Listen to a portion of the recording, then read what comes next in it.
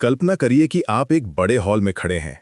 सैकड़ों लोग आपकी तरफ देख रहे हैं और आपके पास सिर्फ कुछ मिनट हैं उन्हें मंत्रमुग्ध करने के लिए।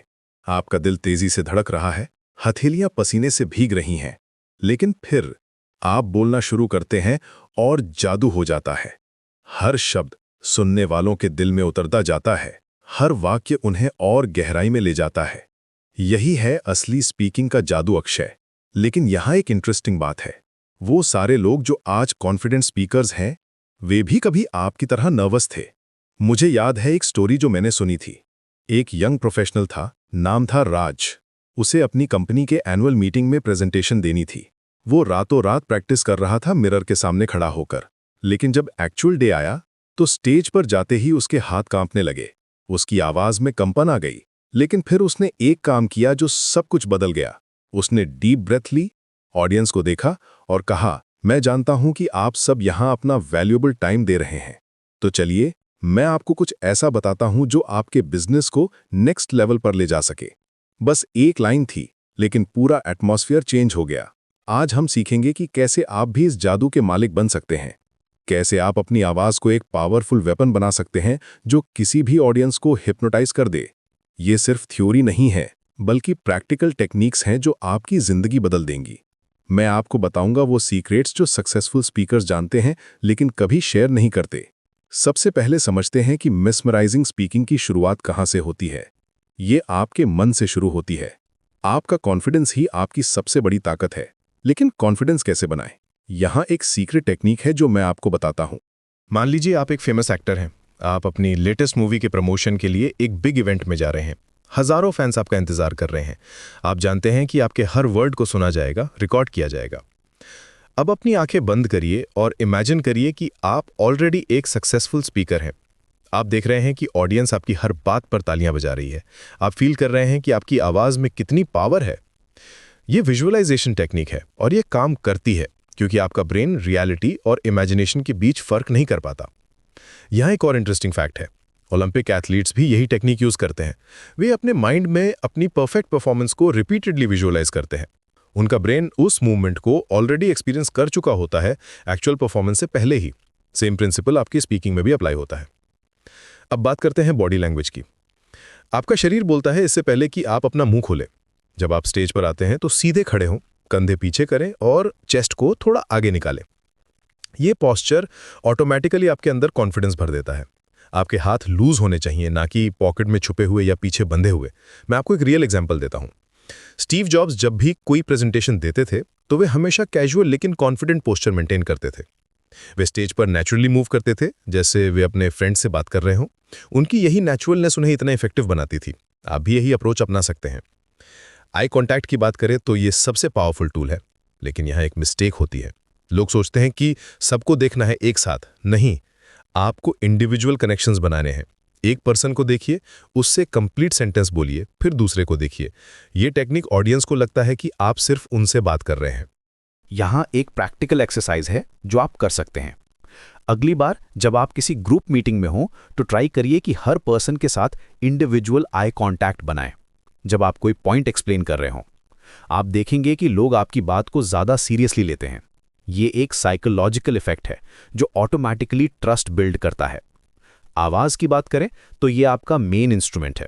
आपकी वॉइस में वैरायटी होनी चाहिए। कभी धीमे बोलिए, कभी तेज, कभी पॉज लीजिए ड्रामेटिक इफेक्ट के लिए। जब आप इंपॉर्टेंट पॉइंट कह रहे हों तो अपनी आवाज़ को थोड़ा लोअर करिए। लोग ऑटोमैटिकली ध्यान देने लगते हैं। मुझे एक इंटरेस्टिंग स्टोरी याद आती है। एक फेमस रेडियो होस्ट था जो अपनी यूनिक वॉइस के लिए जाना जाता था। लेकिन शुरुआत में उसकी आवाज़ बिल्कुल ऑर्डिनरी थी। उसने ईयर्स तक प्रैक्टिस की, डिफरेंट टोन्स एक्सपेरिमेंट किए, अपनी ब्रीदिंग इंप्रूव की। आज वो मिलियंस के फेवरेट है सिर्फ अपनी वॉइस की वजह से। पॉइंट ये है कि आपकी वॉइस भी एक स्किल है जिसे डेवलप किया जा सकता है। यहाँ एक प्रैक्टिकल टिप है। रोज मॉर्निंग में 10 मिनट्स अपनी वॉइस को वार्म अप करिए। डिफरेंट स्केल्स में मा मा या ला ला करिए। ये आपकी वोकल कॉर्ड्स को फ्लेक्सिबल बनाता है और आपकी वॉइस में क्लैरिटी लाता है। प्रोफेशनल सिंगर्स भी यही करते हैं। स्टोरी टेलिंग एक ऐसी टेक्निक है जो किसी भी बोरिंग टॉपिक को इंटरेस्टिंग बना देती है। हर पॉइंट को एक स्टोरी के थ्रू एक्सप्लेन करिए। मान लीजिए आप लीडरशिप के बारे में बात कर रहे हैं तो कहिए, एक बार एक छोटे से गांव में एक लड़का था जो, और फिर उस स्टोरी के थ्रू अपना मैसेज दीजिए। स्टोरी टेलिंग की पावर को समझने के लिए मैं आपको एक एग्जाम्पल देता हूं। नेटफ्लिक्स की सक्सेस का एक बड़ा रीज़न ये है कि वो डेटा को स्टोरीज के फॉर्म में प्रेजेंट करते हैं। वो सिर्फ नंबर्स नहीं बताते कि कितने लोगों ने कौन सा शो देखा, बल्कि वो बताते हैं कि कैसे एक पर्टिकुलर शो ने लोगों की लाइफ्स को टच किया, कैसे फैमिलीज टुगेदर आके उसे देखते हैं। यही है स्टोरी टेलिंग की रियल पावर। जब आप कोई स्टोरी सुनाते हैं तो आपको उसमें सेंसरी डिटेल्स ऐड करनी चाहिए। सिर्फ ये ना कहें कि वो नर्वस था, बल्कि कहें उसके हाथों में पसीना आ रहा था, दिल की धड़कन इतनी तेज थी कि लग रहा था जैसे सीने से बाहर निकल जाएगी, और गला इतना सूख गया था कि आवाज ही नहीं निकल रही थी। ये ऑडियंस को एक्चुअल एक्सपीरियंस फील कराता है। ऑडियंस एंगेजमेंट के लिए क्वेश्चंस का यूज करिए, लेकिन ये रेटोरिकल क्वेश्चंस हों, जैसे क्या आपने कभी सोचा है कि सक्सेसफुल लोग अलग क्यों होते हैं? ये ऑडियंस के माइंड को एक्टिव रखता है और वे मेंटली पार्टिसिपेट करते रहते हैं। यहाँ एक एडवांस टेक्निक है जो बहुत कम लोग जानते हैं। आप अपने क्वेश्चंस को स्ट्रेटेजिक पॉइंट्स पर प्लेस करिए। जब आप फील करें कि ऑडियंस का अटेंशन थोड़ा ड्रिफ्ट हो रहा है, तब एक थॉट प्रोवोकिंग क्वेश्चन थ्रो करिए। ये इंस्टेंटली उन्हें वापस एंगेज कर देता है। जैसे, रुकिए, मैं आपसे एक सवाल पूछता हूं। अगर आपको पता चल जाए कि आपके पास सिर्फ 1 ईयर है अपना बिगेस्ट गोल अचीव करने के लिए, तो आप कल से क्या डिफरेंटली करेंगे? ह्यूमर एक डबल एज्ड स्वॉर्ड है। सही जगह यूज करिए तो ऑडियंस आपकी मुट्ठी में आ जाती है, गलत जगह यूज करिए तो सब कुछ बर्बाद हो जाता है। सेल्फ डेप्रिकेटिंग ह्यूमर सबसे सेफ है। अपने बारे में हल्का सा मजाक करिए, ऑडियंस के बारे में नहीं। मुझे एक इंसिडेंट याद आता है। एक कॉन्फ्रेंस में एक स्पीकर ने अपनी प्रेजेंटेशन की शुरुआत में कहा, मैं जानता हूं कि लंच के बाद का सेशन है और आप सबको नींद आ रही होगी। एक्चुअली मुझे भी आ रही है। सबने हंसा, एटमॉस्फेयर लाइट हो गया और फिर उन्होंने ब्रिलियंट प्रेजेंटेशन दी। यही है अप्रोप्रिएट ह्यूमर का यूज। ह्यूमर यूज करते समय टाइमिंग बहुत इंपॉर्टेंट है। आपको ऑडियंस के मूड को रीड करना आना चाहिए। अगर वो सीरियस मोड में है तो सडनली जोक मार देना बैकफायर कर सकता है, लेकिन अगर एटमॉस्फेयर लाइट है तो अप्रोप्रिएट ह्यूमर ऑडियंस के साथ इंस्टेंट कनेक्शन बना देता है। अब बात करते हैं कंटेंट स्ट्रक्चर की। आपका स्पीच एक जर्नी होना चाहिए। शुरुआत में हुक दीजिए, बीच में वैल्यूएबल कंटेंट और अंत में पावरफुल कंक्लूजन। हुक का मतलब है कि पहले 30 सेकंड्स में ही ऑडियंस को ग्रैब कर लेना है। यहाँ एक इंटरेस्टिंग साइकोलॉजी है। ह्यूमन अटेंशन स्पैन पहले फ्यू सेकंड्स में मैक्सिमम होता है, फिर ग्रेजुअली डिक्रीज होता है। इसलिए आपका ओपनिंग एक्सट्रीमली स्ट्रांग होना चाहिए। एक रिसर्च के अकॉर्डिंग लोग पहले 7 सेकंड्स में डिसाइड कर लेते हैं कि वे आपको सुनना चाहते हैं या नहीं। ओपनिंग लाइंस बहुत इंपॉर्टेंट है। गुड मॉर्निंग या thank you for having me जैसी बोरिंग लाइन से शुरुआत ना करें, बल्कि कोई शॉकिंग फैक्ट, इंटरेस्टिंग क्वेश्चन या पावरफुल स्टेटमेंट से शुरू करें। जैसे, अगले 5 मिनट में आप एक ऐसी बात सीखेंगे जो आपकी जिंदगी हमेशा के लिए बदल देगी। मैं आपको कुछ पावरफुल ओपनिंग टेक्निक्स बताता हूं। पहली है द शॉक ओपनिंग। कोई सरप्राइजिंग स्टैटिस्टिक या फैक्ट से शुरू करिए। जैसे, क्या आप जानते हैं कि 90% लोग अपनी फर्स्ट इंप्रेशन सिर्फ 7 सेकंड्स में बना लेते हैं। दूसरी है द स्टोरी ओपनिंग। कोई रेलेवेंट पर्सनल एक्सपीरियंस या एनेक्डोट से शुरू करिए। तीसरी है द क्वेश्चन ओपनिंग। कोई थॉट प्रोवोकिंग क्वेश्चन से शुरू करिए जो ऑडियंस को इमीडिएटली थिंक करने पे मजबूर कर दे। ट्रांजिशंस भी बहुत क्रूशियल है। एक पॉइंट से दूसरे पॉइंट पर जाते समय स्मूथ कनेक्शन बनाइए। अब जबकि हमने ये समझ लिया है तो चलिए देखते हैं कि जैसे फ्रेजेस यूज करिए।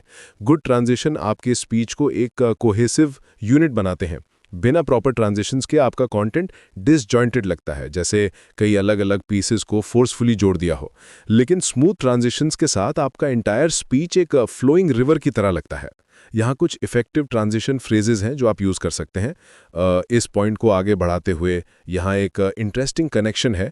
अब ये सवाल उठता है कि इससे हमें ये इंसाइट मिलती है कि ये फ्रेजेस नेचुरली आपके आइडियाज़ को कनेक्ट करते हैं। नर्वसनेस हैंडल करना भी एक आर्ट है। सबसे पहले ये एक्सेप्ट करिए कि नर्वस होना नॉर्मल है। इवन एक्सपीरियंस्ड स्पीकर्स नर्वस होते हैं। ट्रिक ये है कि इस नर्वस एनर्जी को एक्साइटमेंट में कन्वर्ट कर देना है। डीप ब्रीदिंग एक्सरसाइजेस करिए स्पीच से पहले। अपने हैंड्स को वार्म अप करिए, शोल्डर्स को रोल करिए। यहाँ एक पावरफुल टेक्निक है जो प्रोफेशनल परफॉर्मर्स यूज करते हैं। वे अपनी नर्वसनेस को रीफ्रेम करते हैं। इंस्टेड ऑफ थिंकिंग मैं नर्वस हूं, वे थिंक करते हैं मैं एक्साइटेड हूं। फिजियोलॉजिकली नर्वसनेस और एक्साइटमेंट ऑलमोस्ट सेम है। Increased heart rate, heightened alertness, adrenaline rush. बस आपका मेंटल इंटरप्रिटेशन डिफरेंट होता है। मुझे एक फेमस एक्टर का इंटरव्यू याद है, जहां उन्होंने कहा था कि मैं आज भी स्टेज पर जाने से पहले नर्वस होता हूं, लेकिन अब मैं जानता हूं कि ये नर्वसनेस मेरे परफॉर्मेंस को बेटर बनाती है, ये मुझे अलर्ट रखती है, फोकस्ड रखती है।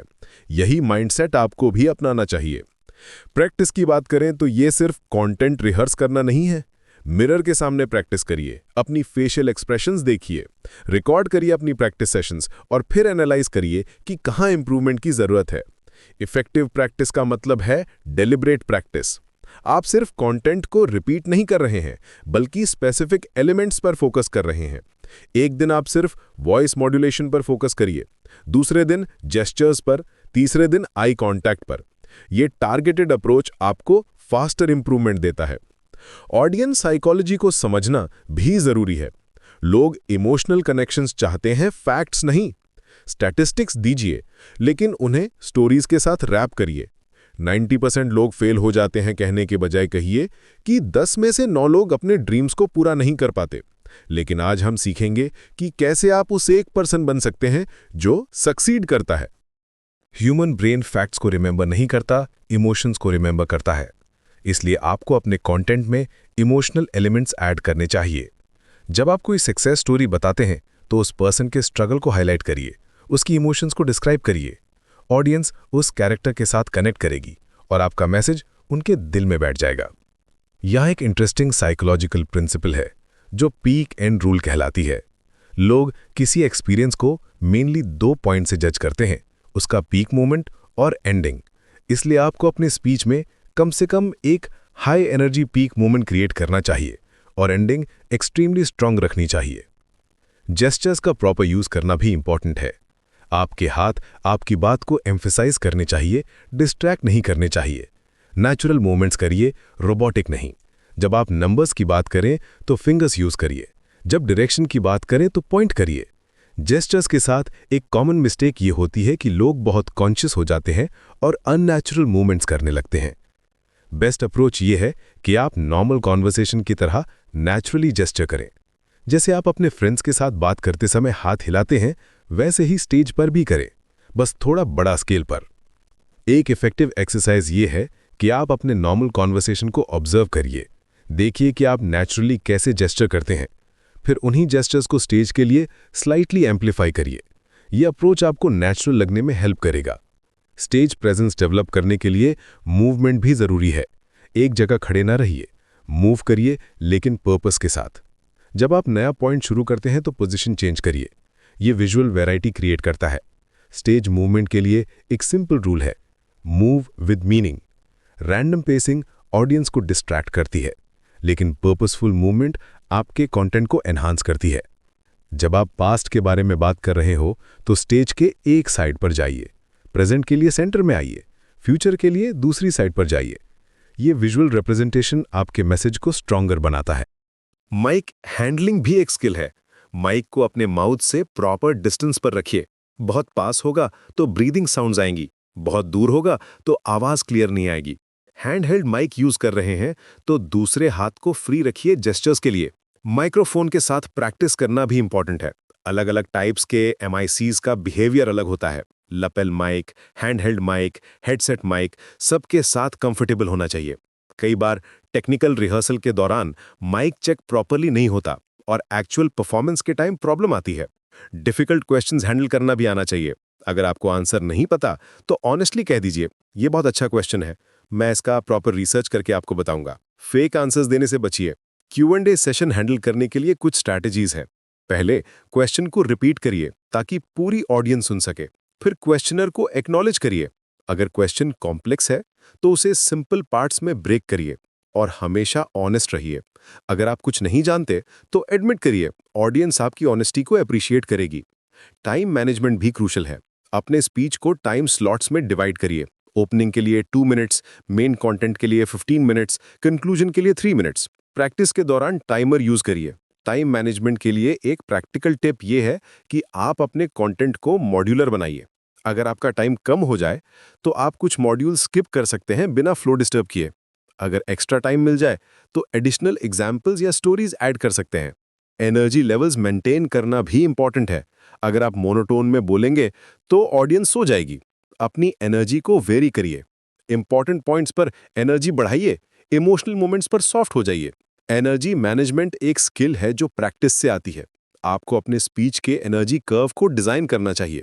शुरुआत में हाई एनर्जी, बीच में वेरिएशंस और एंडिंग पर पीक एनर्जी। ये ऑडियंस को एंगेज रखता है और मेमोरेबल एक्सपीरियंस देता है। कंक्लूजन पावरफुल होना चाहिए। यहाँ आप अपना मेन मैसेज रिपीट करिए, कॉल टू एक्शन दीजिए, लोगों को ये बताइए कि वे क्या करें नेक्स्ट। आज से ही शुरू करिए, एक छोटा सा स्टेप लीजिए अपने गोल की तरफ। पावरफुल कंक्लूजन के लिए रूल ऑफ 3 यूज करिए। 3 मेन पॉइंट्स को समराइज करिए, 3 एक्शन स्टेप्स दीजिए या 3 इंस्पायरिंग थॉट्स के साथ एंड करिए। नंबर 3 साइकोलॉजिकली पावरफुल होता है और ऑडियंस को रिमेंबर रहता है। अंत में रिमेंबर करिए कि ग्रेट स्पीकर्स बने नहीं जाते, बनते हैं। हर अपॉर्चुनिटी को ग्रैब करिए बोलने की। छोटी मीटिंग से शुरू करिए, फिर बड़े प्लेटफॉर्म्स पर जाइए। फीडबैक लीजिए और इंप्रूव करते रहिए। यहाँ एक फाइनल स्टोरी है जो मैं आपके साथ शेयर करना चाहता हूँ। एक यंग एंटरप्रेन्योर था जो अपना स्टार्टअप पिच करने जा रहा था इन्वेस्टर्स के सामने। उसके पास ब्रिलियंट आइडिया था, सॉलिड बिजनेस प्लान था, लेकिन प्रेजेंटेशन स्किल्स नहीं थी।